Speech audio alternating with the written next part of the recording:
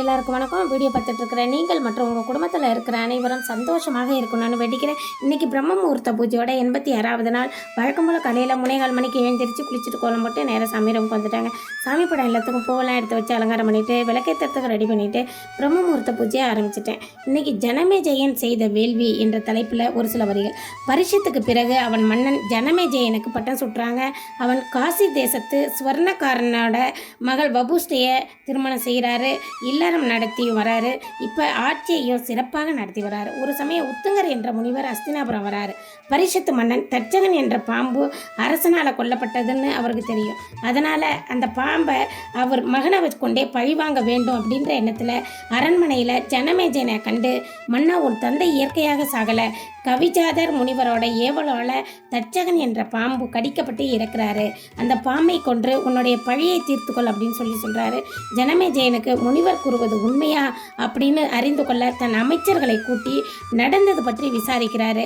அதன் மூலமாக கவிஜாதர் முனிவருக்கோ தட்சகனுக்கோ அவர் தந்தை பரிஷித்து பகைவர் இல்லை அப்படின்னு தெரிஞ்சுக்கிட்டாரு. தந்தை செய்த அடாத செயலுக்கு கோபம் கொண்டு முனிவர் சாபம் கொடுத்ததாலேயே இருந்தார் அப்படின்றத முனிவர்கிட்ட சொல்கிறாரு. முனிவரே, தட்சகன் மீது எந்த குற்றமும் இல்லை அப்படின்னு சொல்கிறான்.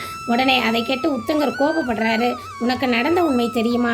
காசியவர் என்ற மாந்திரிகன் உன் தந்தையை பிழைக்க வைக்க முன் வராரு. ஆனால் தட்சகன் என்ன செஞ்சான் தெரியுமா? அவனுக்கு பொண்ணும் பொருளும் கொடுத்து தடுத்துட்டான். உன் தந்தை அகால மரணம் அடைஞ்சதால் நற்கதி அடைய முடியாமல் அலைஞ்சு திரிஞ்சு வராரு. அதை பற்றி கூட நீ கவலைப்பட மாட்டாயா? மகனான உன் கடமை இல்லையா அப்படின்னு சொல்கிறாரு. முனிவர் பணிந்து முனிவர்கிட்ட, என் தந்தை நற்கதி அடைய நான் என்ன செய்யணும் சொல்லுங்க அப்படின்னு பணிவோட கேட்குறான். முத்துங்கர், மன்னா, உன் தந்தையின் விரோதியான பாம்புகளை கொள்வதற்காக ஒரு சர்ப்ப வேலையை நடத்து. இதனால் சர்ப்பங்கள் அழியும். உன் தந்தை மோட்சமடைவார் அப்படின்னு யோசனை சொல்கிறாரு. ஜனமேஜயனும் சம்மதிக்கிறான். உத்துங்கர் தலைமையிலேயே கங்கை நதி கரையில் சர்ப்ப வெளியே நடத்துகிறான். இதை அறிஞ்ச சர்பராஜன் நடுக்கம் கொண்டே இந்திரன்ட்ட போய் தங்களுடைய இனத்தை காப்பாற்றுமாறு வேண்டாரு. இந்திரன் உத்துங்க முனிவனோட கோபத்துக்கு ஆளாக விரும்பலை. அதனால் தட்சகனுக்கு உதவ தயங்குறாரு.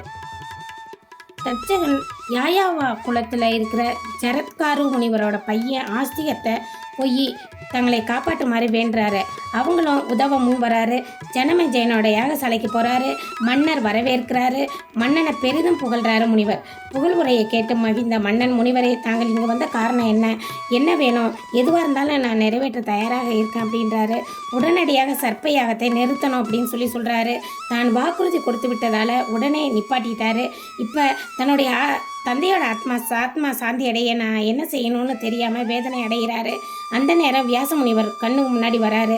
மன்னா, நீ சர்ப்பயாகத்தை நிறுத்தியதற்கோ ஆஸ்திகர் மீது கோபம் கொள்ளாத, கவலை கொள்ளாத அப்படின்னு சொல்கிறாரு. இப்போ ஜனமேஜயன், இந்த ஆஸ்திகர் யார், ஏன் திடீர்னு வந்தார், ஏன் யாகத்தை நிப்பாட்டினாரு அப்படின்னு கேட்குறாரு. உடனே வியாசர் ஆஸ்திகரோட வரலாறு சொல்கிறாரு.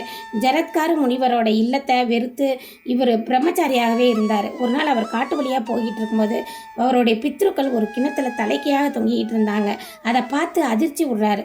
உங்களுக்கு இந்த நிலை ஏன் ஏற்பட்டதுன்னு கேட்குறாரு. அவங்க, நீ திருமணம் புரிஞ்சு கொண்டு ஒரு புத்திரனை பெறும் வரை நாங்கள் இப்படி தான் இருப்போம், நாங்கள் இந்த வேதனையில் தான் இருப்போம், நீ ஒரு கன்னிப்பெண்ணை மணந்து புத்திரனை பெறு, நாங்கள் மோட்சம் பெறுவோம் அப்படின்னு சொல்கிறாங்க. பித்தூர்களை, எனக்கு மனைவியாக வர்றவை என் விருப்பம் போல் நடக்கணும், என்னால் தேடப்படாதவளாகவும் இருக்கணும், அப்படி இருந்தால் நான் திருமணம் பண்ணிக்கிறேன்றாங்க. அதனால் இவ்வாறு இருக்க காசிப முனிவருக்கு 2 மனைவி. இதில் பெரியவங்க 2 பேருமே ஒற்றுமை இல்லாமல் எப்போவும் சண்டை விவாதமாகவே இருக்கும். ஒரு நாள் சூரியனோட குதிரையை பார்க்குறாங்க. பெரியவங்க தன் சக்களத்துக்கிட்ட குதிரை என்ன நிறம்னு கேட்குறாங்க. சின்னவங்க வெண்மை நிறம்னு சொல்கிறாங்க. ஆனால் பெரியவங்க, நீ நிறத்தை சரியாக கூற வேண்டும், இல்லாட்டி நீ எனக்கு அடிமையாக இருக்கணும், நீ சரியாக கூறல அப்படின்னா நான் உனக்கு அடிமை, இப்படி ஒரு நிபந்தனையை வகிக்கிறாங்க. அப்போது வினதை வெண்மை நிறம்னு உண்மையை தான் சொல்கிறாங்க. ஆனால் இவங்க, நீ சொல்கிறது பொய், அது கருப்பு நிறம் அப்படின்னு சொல்கிறாங்க. உடனே தான் சொன்னதை உண்மைப்படுத்த தன் குமாரர்களான சர்ப்பங்களை அழைத்து, நீங்கள் உடனே சூரியனுடைய குதிரையை மறைத்து கருப்பாக தெரியும்படி செய்யுங்கள் அப்படின்னு உத்தரவிடுறாங்க. உடனே அவள் கூறுவதை கேட்டு வாசிக முதலான பாம்புகள் பொய்யான காரியத்தில் ஈடுபட விரும்பாமல் மறுத்துட்டாங்க. இப்போ அவளுக்கு கோபம் வந்து அவங்க மீள சாபத்தை விட்டுட்டாங்க. புத்திரர்கள் என்றும் பாராமல் ஜனமேஜயம் நடத்த போகும் சர்ப்ப வெளியில் நீங்கள் எல்லாம் விழுந்து மடிவீர்கள் அப்படின்னு சொல்லிட்டாங்க. இப்போ பாம்புகள் தன் தாய்க்கு கட்டுப்பட்டு விண்ணில் சென்று சூரியனுடைய குதிரையின் வாளை சுற்றி குதிரை கருப்பாக தெரிய தோற்றமளிக்குது. இப்போ வினதை தோற்றுவிட்டாய், நீ எனக்கு அடிமை அப்படின்னு ஏவல் பணிகள்லாம் செய்ய வைக்கிறா. உடனே சிறையில் அடைச்சி ரொம்ப கொடுமைப்படுத்துகிறாங்க. இப்போ அவங்களோட பையன் இதை பார்த்து மகன் கருடன் பார்த்து வேதனைப்படுறாரு. எங்கே சவாரி செஞ்சாலும் வினதையின் கழுத்தில் தான் அமர்ந்து சவாரி செய்கிறான். இப்போ தாயோட கொடுமையை பார்க்க மாட்டாமல் நீங்கள் செய்கிற எல்லா வேலைகளையும் நானே செய்கிறேன் அப்படின்னு சொல்லி பெரிய அன்னைகிட்ட கேட்குறாரு. உடனே அவங்கள சம்மதிக்கிறாங்க. இப்போ இவங்க அன்னை செய்ய வேண்டிய அனைத்து வேலைகளையும் கருடனே செய்கிறாரு. நான் என்ன செஞ்சால் எங்களை நிரந்தரமாக விடுதலை செய்வீங்க அப்படின்னு சொல்லி கருட பகவான் கேட்குறாரு. கருடன் அதற்கு கத்துரு இந்திரலோகம் போய் அங்கே இருக்கிற அமுத கலசத்தை கொண்டு வந்து கொடுத்தா நான் நிரந்தரமாக விடுதலை செய்வேன் அப்படின்னு சொல்கிறா. உடனே கருடனும் அவ்வாறே இந்திரலோகம் போகிறாரு. தன்னுடைய எதிர்த்தவர்களை எல்லாரும் வென்று அமுத கலசத்தை கொண்டு வந்து கத்துருக்கிட்ட கொடுத்துட்டு தாயை மீட்டு செல்கிறாரு. சத்ருவும் அவன் புதல்வர்களையும் பாம்புகளும் மகிழ்கிறாங்க. அமுத கலசத்தை தர்பை புல் மேலே வச்சுட்டு நீராட போகிறாங்க.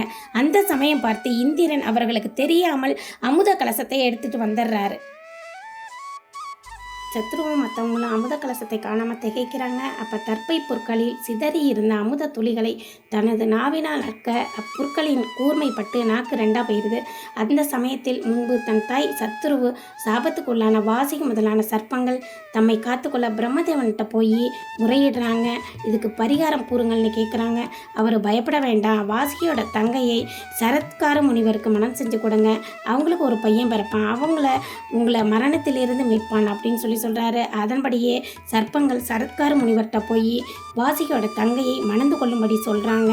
அவரும் மணந்துக்கிறாரு. ஒரு நிபந்தனை கொடுக்குறாரு. எனக்கு பிடிக்காத செயல் ஈடுபட்டால் நான் அவங்கள விட்டு பிரிஞ்சு விடுவேன் அப்படின்னு சொல்கிறாரு. ஒரு நாள் இதன்படியே திருமணம் நடக்குது, வாழ்கிறாங்க. ஒரு நாள் பகல் உணவுக்கு பின் மனைவியிடம் எனக்கு நித்திரை புரிய விருப்பமாக இருக்குது, நீ எக்காரணம் கொண்டும் நான் விழிக்கும் வரை என் தூக்கத்தை கலைத்து விடக்கூடாது அப்படின்னு நிபந்தனை கூட சொல்கிறாரு. முனிவர் நீண்ட நேரம் ஆகியும் உறங்கிக்கிட்டே இருக்காரு. சந்தியா வந்தனை செய்ய வேண்டிய நேரமாகியும் நித்திரை கலையிலேயே அவரை எழுப்புனா அவருக்கு விரோதமான செயலை செஞ்ச மாதிரி ஆயிரும். இருந்தாலும் இப்போ வேறு வழியே இல்லை, எது நல்லதோ அதை செய்கிறது நல்லது அப்படின்னு சொல்லி எழுப்புறாங்க. முனிவர் கோபம் கொள்கிறாரு. நிபந்தனையை மீறியதால் தன்னை விட்டு விலகி விடுமாறு சொல்கிறாரு. சுவாமியின் சகோதரர் வாசுகி என்னை புத்திரப்பேறு பெற வேண்டிதான் தங்களுக்கு மனம் முடிச்சு கொடுத்தாரு, ஆனால் அதன் பாக்கியம் எனக்கு கிடைக்கலையே அப்படின்றாரு. அவர் அஸ்து அப்படின்னு சொல்லிட்டு பதிலுக்கு காத்திராமல் அந்த இடத்த விட்டு போயிடுறாரு. இவங்க தன்னுடைய நடந்ததை எல்லாம் தன்னுடைய சகோதரன்கிட்ட சொல்கிறாங்க. நிச்சயம் உனக்கு குழந்தை பிறக்கும் அப்படின்றாங்க. அதன்படியே 10வது மாதம் ஒரு குழந்தை பிறக்குது. அஸ்து என்று சொன்னதால் ஆஸ்திகர் என்ன பேர் வைக்கிறாங்க. இப்போ ஆஸ்திகர் தான் ஜனமேஜயன் நடத்திய சர்ப்பயாகத்தை தடுத்து நிறுத்துறாரு. இப்போ புரியுது. மேலும் அவர் அநேக தானங்களை புரிஞ்ச பெரியோரை வழிபட்டு உன் தந்தை மோட்சம் பெறலை, உன் வசம் நீ புனிதமடையில உங்கள் வம்சமும், அதனால் பக்தியோட மகாதேவிக்கு ஒரு கோயிலை கட்டி சக்தியை பிரதிஷ்டை செஞ்சு உள்ளன்போடு வணங்கி வந்தால் எல்லா நலனும் பெறுவாய். தேவியை வேண்டி வேள்வி புரிவதால் எத்தகைய பலன் உண்டாகுமோ அத்தகைய பலன் நற்பலனை தேவி பாகவத் புராணத்தை கேட்பதன் மூலமும் பெறலாம்.